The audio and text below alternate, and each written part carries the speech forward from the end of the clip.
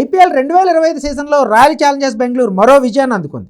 సొంత గడ్డపై తడబడుతున్న ఆర్సీబీ ప్రత్యర్థి వేదికలపై తమ జైత్రయాత్రను కొనసాగిస్తుంది. రాజస్థాన్ రాయల్స్తో జరిగిన మ్యాచ్లో సమిష్టిగా రాణించిన ఆర్సీబీ 9 వికెట్ల తేడాతో గెలిచింది. పర్యావరణ పరిరక్షణ క్యాంపెయిన్లో భాగంగా ఈ మ్యాచ్ను గ్రీన్ జెర్సీలో ఆడిన ఆర్సీబీ తమ రికార్డును మెరుగుపరుచుకుంది. గ్రీన్ జెర్సీలో 5వ విజయాన్ని ఖాతాలో వేసుకుంది.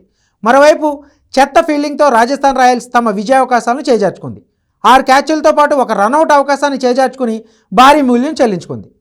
ఈ మ్యాచ్లో ముందుగా బ్యాటింగ్ చేసిన రాజస్థాన్ రాయల్స్ 20 ఓవర్లలో 4 వికెట్లకు 173 పరుగులు చేసింది. యశస్వి జైస్వాల్ 47 బంతుల్లో 10 ఫోర్లు 2 సిక్సర్లతో 75 రన్స్ చేయగా రియాన్ పరాగ్ 30, ధ్రువ్ జురెల్ 35 పరుగులతో కీలక ఇన్నింగ్స్ ఆడారు. ఆర్సీబీ బౌలర్లో భువనేష్ కుమార్, యష్ దయాల్, హ్యాజిల్వుడ్, కృణాల్ పాండ్యా తలో వికెట్ తీశారు.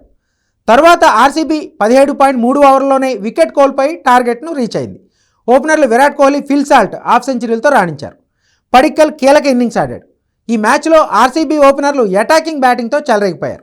సీజన్లో తమ సూపర్ ఫామ్ను కొనసాగిస్తూ రాజస్థాన్ రాయల్స్ బౌలర్లను ఆటాడుకున్నారు.